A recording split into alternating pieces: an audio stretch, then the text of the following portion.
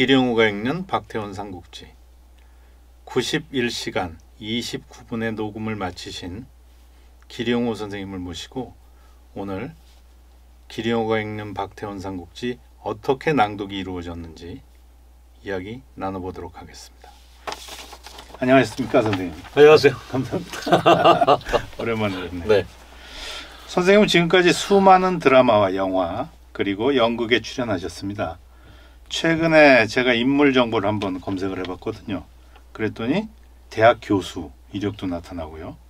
게다가 오늘은 오디오북 낭독자로 이 자리에 나오셨습니다. 네. 근황이 어떠신가요? 현재 드라마는 뭐 잘 불러주지 않아서 쉬고 있고요. 예. 지금 현재는 이제 제가 IPTV에서 영화 소개하는 프로그램을 하고 있습니다. 그래서 그 IPTV에서 매일 저를 만나실 수도 있고요. 네. 그래서 우리나라 영화, 외국 영화 신간들을 소개를 해드리고 있고, 그리고 이제 학교에 나가고 있습니다. 네.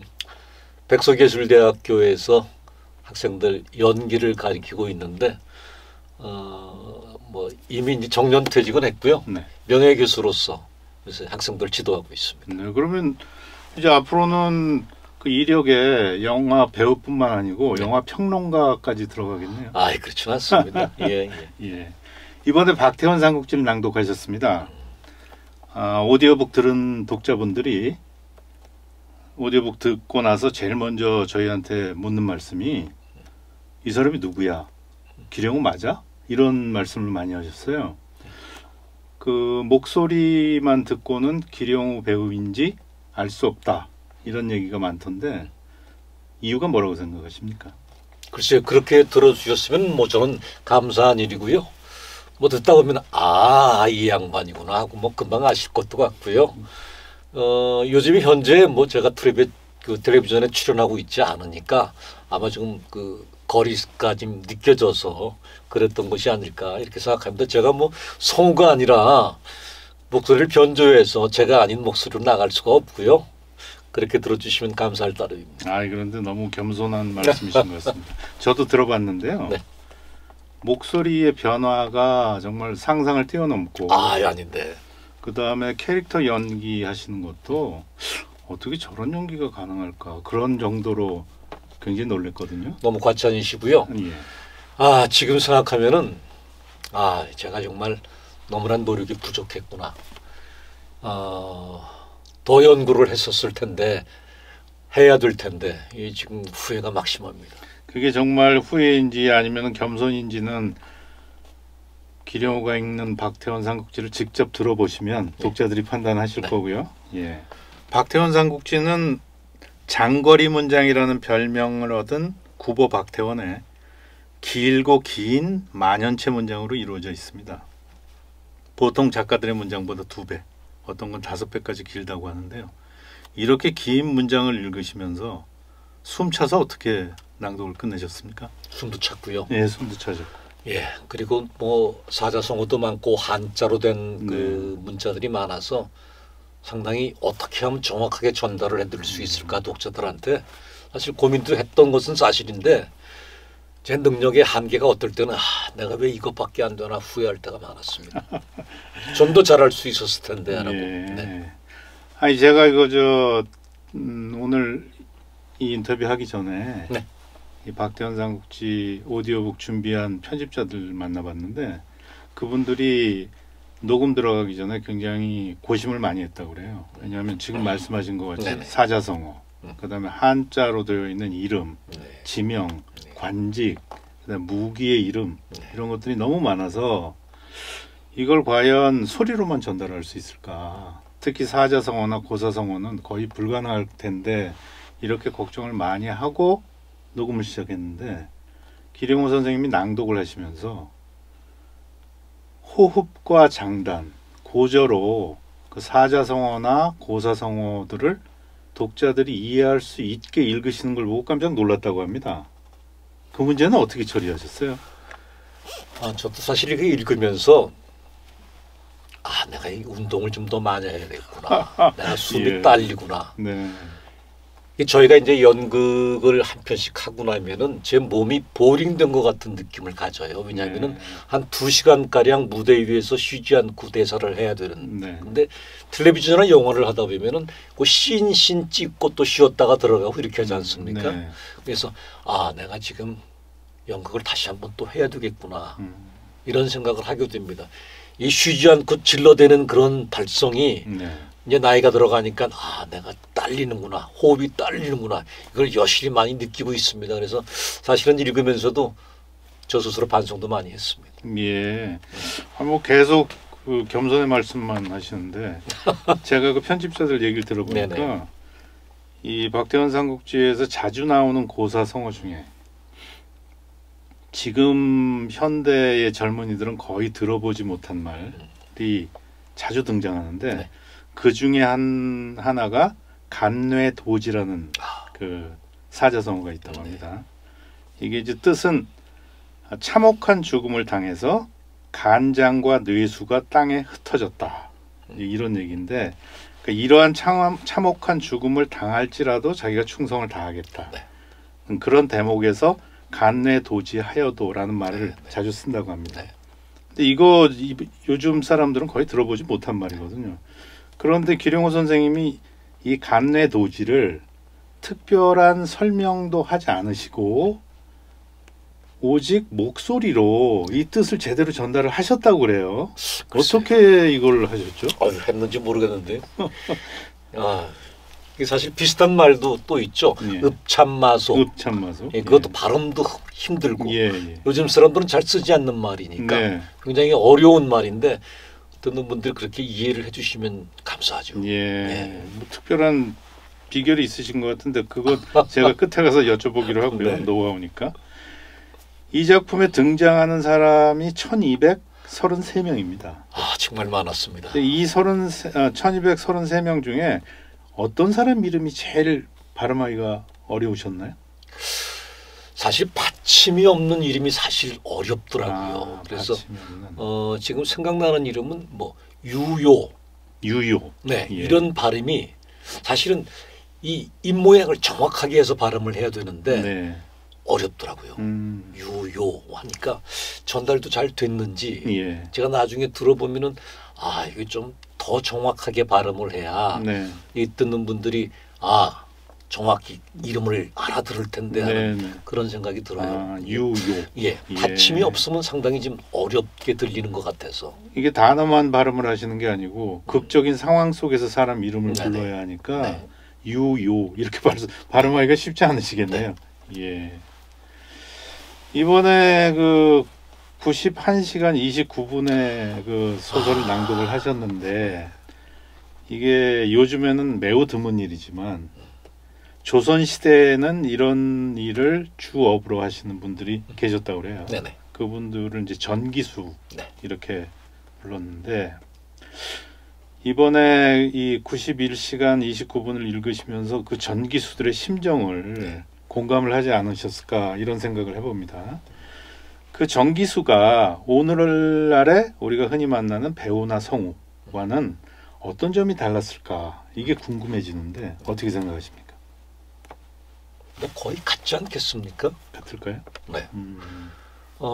저희는 이제 녹음을 통해서 했지만은 그분들은 이제 실제 사람들이 모여 있는 데서 이제 그렇게 낭독을 하시고 또 극적인 장면에서는 기다리죠.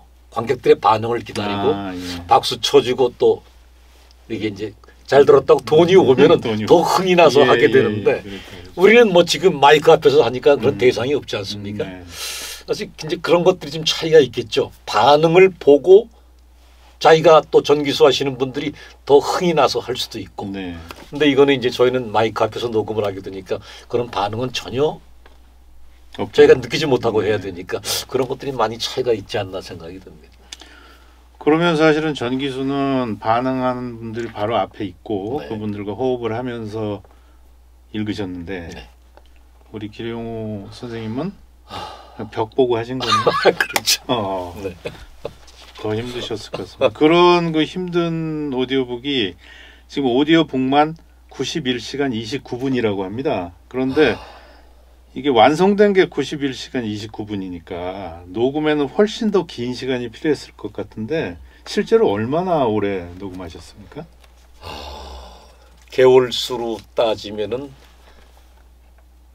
거의 1년을 한 것 같아요. 1년이요. 네. 예. 근데 저희가 어떨 때는 일주일에 한 번, 어떨 때는 또 일주일에 두 번 네. 이런 식으로 녹음을 했으니까 시간으로 치자면은 뭐 매일 녹음할 수가 없었죠. 네, 그러니까 거의 1년을 잡아서 녹음을 했다. 그렇게 생각이 됩니다. 1년의 결과물이군요. 예. 그런데 1년이면 1월 달에 읽은 내용을 12월 달에는 거의 잊어버리실 것 같은데 이걸 들어보면 최초의 감정과 톤이 끝까지 연결이 되는 걸 볼 수 있습니다. 그리고 또 등장 인물들이 네. 계속 낭독하시는 시간 동안 2월 달에 처음 나온 사람이 6월 달에도 나올 것이고 네. 그러면 그 긴 시간 동안 한두 사람도 아니고 네. 그 많은 사람의 감정과 톤을 유지를 하셨어야 되는데 그걸 어떻게 하셨습니까? 사실 뭐 거기에 대해서는 제가 정말 부끄럽습니다. 어떤 특정 인물 몇 명만은 제가 그 톤을 유지하는데 그 많은 사람들의 톤과 그 사람들의 나이와 그 사람들의 성격을 다 가져갈 수가 없었거든요. 그래서 몇 명은 그냥 제가 그 설정한 대로 갔지만 나머지 분들은 어떻게 똑바로 했는지 중간에 또 바뀌었는지 사실 그게 정말 제가 정말 꺼려지는 점이기도 합니다. 그 연기 생활을 지금 76년도부터 하신 거죠? 네. 76년부터 하셨고 또 영화, 드라마, 연극 다 하셨고 또 연출도 전공하셨고 네. 대학에서 후학들도 지금 지도하고 네. 계시고 전문가 중에 전문가신데 그 전문가 관점에서 이 삼국지에 등장하는 1233명을 캐릭터 구분을 하시는 어떤 기준이 있으셨을 것 같아요. 어떻게 나누셨어요, 그 인물들을? 글쎄요. 그 제일 제가 고민을 많이 했는데요. 일단은 뭐 좋은 나라. 이게 제가 생각하는 그러니까 이제 객관적으로 보지 않고 제 주관적으로 좋은 나라, 조금 더 안 좋은 나라, 조금 더 나쁜 나라, 뭐 이런 식의 아주 그 초등학생 수준의 그런 식으로 생각을 해서 일단 좀 좋은 사람이면 목소리 좀 부드럽고 편하게 또 좀 조금 나쁜 사람 같으면은 좀 더 앙칼지게 더 거칠게 그리고 어떤 힘 있는 장군 같으면 더 무겁고 큰 소리 내는 사람으로 뭐 설정을 하다 보니까 대충 했는데 잘못했죠. 네. 그 좋은 나라의 대표가 유비하고 제갈공명인가요? 그렇겠죠. 그렇게 읽으신 것 같아요. 네. 제갈공명하고 유비의 목소리는 어떻게 구분하셨습니까? 그게 이제 사실은 이제 처음 시작할 때 유비를 설정해서 들어갔는데 그 다음에 제갈공명을 만나니까 둘의 차이를 분명히 해줘야겠는데 네. 사실 그 차이를 내기가 어렵더라고요. 그래서 어떻게 들으면은 야 이거 똑같은 사람 아닌가 이렇게 들릴 수도 있지 않나 이런 생각이 들었습니다. 제가 그 유비하고 제갈공명을 주의 깊게 들어봤는데 네. 착한 사람이긴 착한 사람인데 네. 한 사람은 그냥 착한 사람이고 네. 또 한 사람은 지혜가 있는 착한 사람으로 그렇죠. 분명히 구분해서 읽으신 네. 것 같아요. 예. 그러니까 제갈공명 같은 경우는 좀 더 대사가 분명하지만 유비 같은 경우는 착하지만 조금은 좀 우유부단한 성격을 넣어야 되지 않나라는 생각을 했는데 네. 잘 됐는지 모르겠습니다. 잘 됐습니다. 그 1233명의 인물 가운데 기령호 선생님이 가장 매력을 느낀 인물은 누굴까요? 저는 이제 제갈공명과 쌍벽을 이루는 사람 방통. 방통. 예, 그 양반이 정말 뛰어난 지략가인데 오히려 제갈공명에 좀 너무 처지게 나오지 않았나. 어떤 면은 그런 생각이 들더라고요. 예, 봉추 방통이 전 삼국지에서 참 정말 대단한 인물이었는데 많이 좀 제갈공명에 비해서는 많이 좀 떨어져서 나와서 방통이 참 아까운 인물 같다 그런 생각이 들었습니다. 예, 방통이요. 네. 방통 대목을 주의해서 들으시면 되겠네요, 독자들. 방통의 표현이 나오면은 굉장히 얼굴은 못생긴 사람. 네. 예, 뭐 입술은 두껍고 뭐 얼굴은 뭐 넓적하고 뭐 피부도 엉망이고 뭐 이런 사람으로 표현돼서 나오는데 지략만큼은 아마 공명보다 한 수 위였지 않나 그런 생각이 들어서 아까운 사람이다라는 생각이 들었습니다. 그 등장 인물만큼이나 삼국지에는 재미있는 여러 가지 스토리들이 산처럼 쌓여 있는데 기룡현 선생님이 읽으시면서 가장 기억에 남는 재미있는 이야기는 어떤 대목인가요? 저는 그 여포와 초선이 얘기가 굉장히 재밌지 않았나 그렇게 생각을 합니다. 예. 여포와 초선의 이야기가 재밌었던 이유는? 거기에는 이제 이 삼국지 전체 내에서 남녀 관계가 나오는 얘기가 사실 많이 없거든요. 예, 거의 없죠. 그러니까 그 관계가 굉장히 좀 저한테는 좀 재밌게 다가왔습니다. 아니 독자들 가운데 이렇게 묻는 분이 계시더라고요. 처음에 그 기룡훈 선생님 낭독을 쭉 들으면서 뭐 전부 남자 아닙니까? 그것도 전부 장군들, 뭐 싸우는 사람들, 뭐 이런 사람들인데 그걸 들으면서 이런 생각을 했다고 그래요. 과연 기룡우 배우가 초선이는 어떤 목소리를 낼까? 어떻게 내셨습니까? 그게 되나요? 남자가 여자 목소리를 그것도 더구나 절세 미인인데 절세 미인을 목소리로 아름답게 낼 수가 없어서 그냥 뭐 편하게 그냥 여자를 될 수가 없으니까 저는 하여튼 초선이란 여자를 제가 정말 꿈속에서도 한번 만나봤으면 좋다라는 생각을 해봤어요.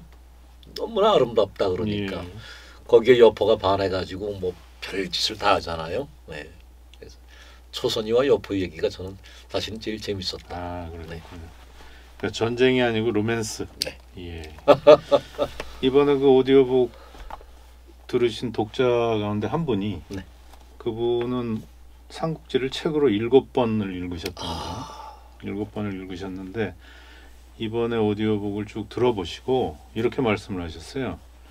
이번에 오디오북을 들으면서는 삼국지에 이런 얘기가 있었구나.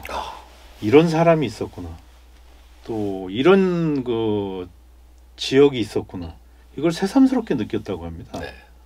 이게 책을 읽는 거하고 오디오북을 들을 때 가장 큰 차이가 아닌가 하는 생각이 들었다고 그분이 말씀하시던데 이건 어떻게 생각하세요? 저로서는 상당히 기쁜 얘기 같습니다. 제가 생각했던 거와는 달리 그분께서 이렇게 넘어가지 않고 모든 장면을 갖다 그런 식으로 이제 읽어주는 사람의 감정에 따라서 다 이렇게 귀에 박히신다는 얘기를 들으니까 전 너무나 감사할 따름이죠. 그런 면에서는 정말 그러겠네요. 앞으로는 책보다는 오디오북으로 듣는 것들이 훨씬 전달력과 자기 가슴에 오는 것이 많다고 생각이 됩니다. 좋은 얘기인데요. 이번에 이 기룡훈과 읽는 박태원 삼국지의 삼국지를 낸 출판사에서 이 오디오북의 그 독자를 50세에서 69세의 한국 남자 그리고 삼국지를 책으로 2번 읽은 사람으로 설정을 하고 지금 오디오북도 만들고 또 상품도 패키징을 해서 마케팅을 한다고 합니다. 한국 사회에서 이 50세에서 69세의 남자 기룡훈 선생님도 거기 포함이 되시는 것 같은데요. 이분들은 어떤 그 사회적이거나 역사적인 그 특징이 있을까요? 글쎄 요즘 뭐 세대 구분을 상당히 많이 하더라고요. 뭐 MZ 세대 무슨 세대 구분을 하는데 가장 보편화된 그러니까 가장 또 보수적인 그런 나이대가 아마 삼국지의 타켓이라고 생각을 하시는 것 같아요.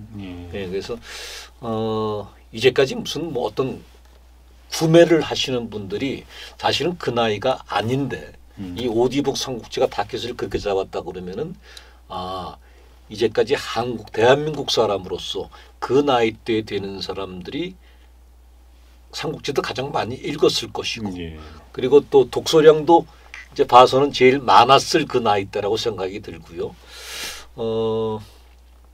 그래서 어떤 뭐 저는 사실 뭐 모든 상품의 구매가 젊은 사람들이라고 요즘엔 생각을 하지만 삼국지만큼은 아마 제대로 된 타켓이 그 나이대가 아닌가. 그래서 가장 이 우리나라로 치면은 보수적이고 보편화된 사람들이 아마 그 나이대의 타켓인 것 같다. 뭐 그렇게 생각합니다. 근데 50에서 69세 한국 사람이라면 네.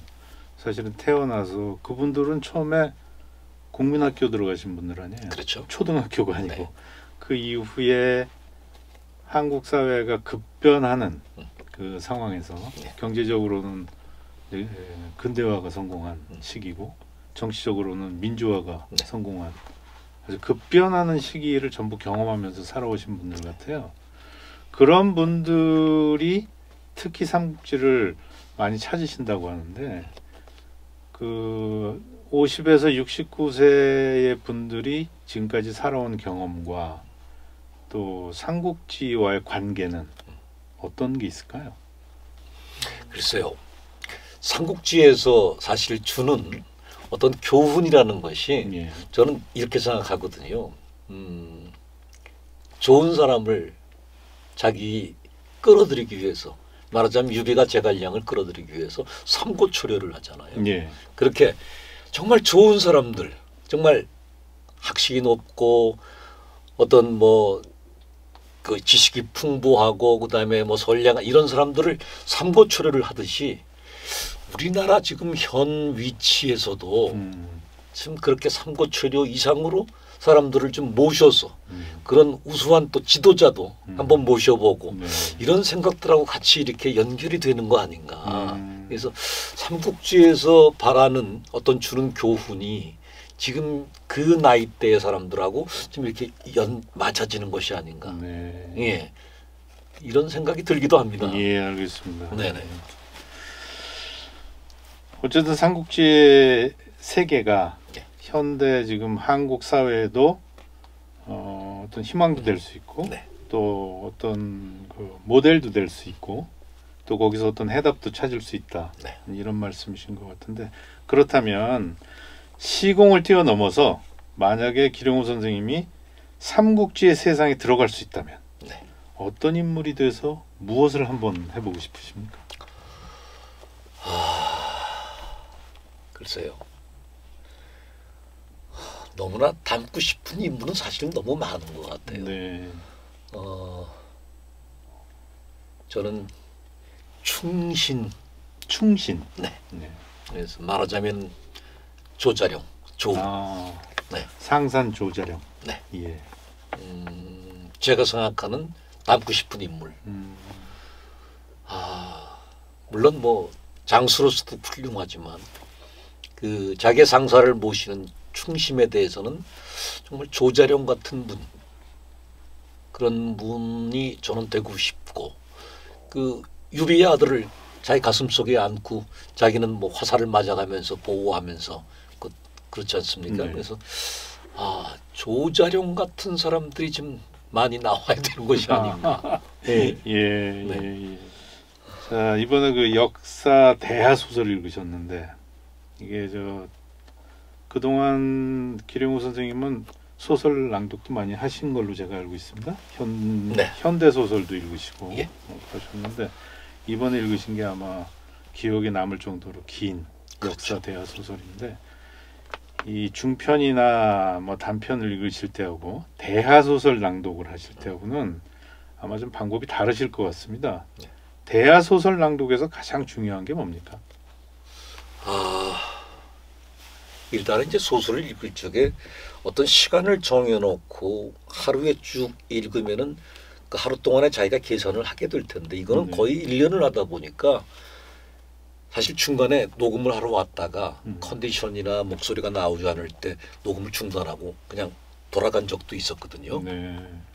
아마 이렇게 긴 장편 소설을 읽을 때는 자기의 그 컨디션을 유지하고 체력 관리가 제일 중요한 것이 아닌가 그런 생각이 들어요. 그래서 자기의 컨디션을 같은 상태로 계속 유지해서 끌고 나가야 되는데 사실 그것이 좀 힘들기도 했습니다. 제가 3번 정도 중간에 녹음을 하다가 포기하고 예. 오늘은 도저히 안 되겠다라고 녹음을 중단하고 돌아간 적이 있었거든요. 네. 어쨌든 이게 대하 소설이 길고 네. 기니까 감정 유지도 중요하지만 감정 유지를 하려면은 어쨌든 몸의 컨디션 예, 이게 먼저 전제가 돼야 되겠네요. 네. 어쨌든 그 삼국지는 유비, 조조, 송권 이렇게 세 사람이 생각이 나게 돼 있는데 네. 이 세 사람의 그 캐릭터는 어디에다 포인트를 두고 차별화하셨습니까? 뭐 아까 유비 얘기를 예, 했고요. 예, 그다음에 조조. 조조는 조금 이제 어떻게 얘기하자면은 조금 좀 머리는 똑똑하고 지략은 뛰어나지만 조금은 듣는 사람이 조조스럽게 조금은 좀 간사한 맛이 날 수 있도록 좀 만들어야 되겠다라고 했는데 그것이 절대 잘 되지는 않았을 것 같아요. 왜냐하면은 젊었을 때부터 나이 들었을 때까지의 역사가 나오다 보니까 그 목소리를 한 톤으로 갈 수도 없고 그 젊었을 때는 좀 낭낭하게 했다가 나중에는 나이 들면서 조금 좀 간사하고 사악한 쪽으로 좀 몰고 갔던 것 같고요. 네. 사실 송권 쪽이 좀 어려웠습니다. 이 송권 쪽은 이 두 사람하고 비교가 되려다 보니까 사실은 송권 쪽이 그렇게 터프하지는 않은 것 같은데 저는 송권이 목소리를 조금은 좀 터프하게 나가고 이렇게 설정을 했습니다. 근데 그 설정이 구분하기 위해서 그렇게 설정을 했는데 좀 잘못하지 않았나 그런 생각이 들기도 합니다. 다시 했으면 더 잘할 수 있을 것 같아요. 예. 앞으로 이거 저 개정판이 나올 수도 있겠네요. 송권 때문에. 네. 네.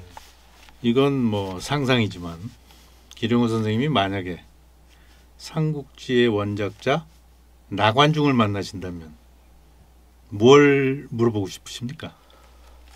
대단하다고 일단은 칭찬을 해드리고요. 예. 네. 어떻게 그 많은 인물들을 등장시킬 생각을 했는지. 사실 우리나라 소설엔 1000명 넘게 나오는 인물이 있는 소설이 없지 않습니까? 그래서 어떻게 그 많은 사람을 등장시키면서 얘기를 이렇게 끌고 갔을까? 네. 그런 의문을 던지고 싶고요. 만약에 이 박태원님을 제가 만나게 된다면 네. 왜 월북하셨습니까를 일단 묻고 싶고요. 예. 예. 여기 남으셔서 더 좋은 작품들을 좀 써주셨으면. 네. 예. 그리고 삼국지 말고 제가 아까 말씀드렸다시피 우리나라 얘기도 좀 소설로 좀 더 재미있게 만들어 주셨으면 하고 제가 여쭙고 싶습니다. 우리나라 삼국지를 왜 안 쓰셨냐? 네. 그 말씀. 자, 이제 나관중에게도 질문하시고 박태원 선생에게도 질문하셨습니다. 기령호가 읽는 박태원 삼국지를 앞으로 듣게 되실 독자분들에게 기령호 선생님이 전할 말씀을 하나 들려주시죠. 네. 모자란 것이 너무나 많은 제가 박태원의 삼국지 오디오북을 낭독을 했습니다. 너무나 저는 사실 제 목소리 제가 들으면서 이게 지금 망가져서 제 귀에 안 들렸으면 하는 그런 생각을 하고 있는데 예쁘게 봐주시고요. 이 오디오북에서 느끼는 어떤 그 재미와 또 그런 요소들을 많이 또 이렇게 알려주시면은 제가 힘이 날 것 같습니다. 만약에 다음에 다른 오디오북을 제가 낭독하게 될 때 더 열심히 하겠습니다. 모자란 점 많이 양해해 주시고 오디오북 삼국지 많이 애청해 주시면 감사하겠습니다. 감사합니다. 네, 지금까지 91시간 29분 기령호가 읽는 박태원 삼국지를 낭독하신 길용호 선생님과 이야기 나눠봤습니다. 감사합니다. 아유, 고맙습니다. 수고하셨습니다. 감사합니다. 예.